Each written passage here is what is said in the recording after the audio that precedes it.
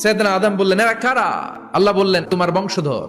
সৈয়দনা আদম বললেন আল্লাহ ওই যে একটা রূহ দেখা যায় এটার নাম কি?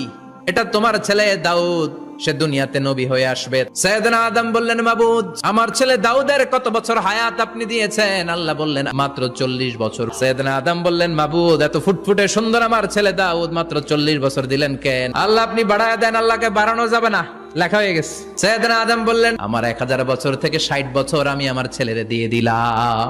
আর আদম আলাইহিস সালাম পেয়েছিলেন 1000 বছর, 60 কমে গেলে রইল কত? 940 বছর পৃথিবীতে থাকার পরে মালাকুল মাউত চলে এসেছে, এসে বলল জিইতু আন আকবাদা রূহাক, রূহ কবজ করতে আসছি। আদম আলাইহিস সালাম বললেন রূহ কবজ করতে আসছো মানে? আমি বাঁচবো তো 1000 বছর। মালাকুল মাউত বললেন না না, ওই যে আগের কথা স্মরণ করেন আপনি 60 বছর দিয়া দিয়েছিলেন। কয় না আমি দেই নাই। মালাকুল মাউত বলে আল্লাহ ঘটনা দেখেন, দিয়া কয় দেই নাই। আল্লাহ কয় থাক কথা কইস না, আয়া পর। ভুলে গেছেন উনি। সেদিন থেকে আল কিতাব ওয়া শুহুদ মানে লিখে রাখার সিস্টেম আর সাক্ষীর সিস্টেম চালু হয়েছে।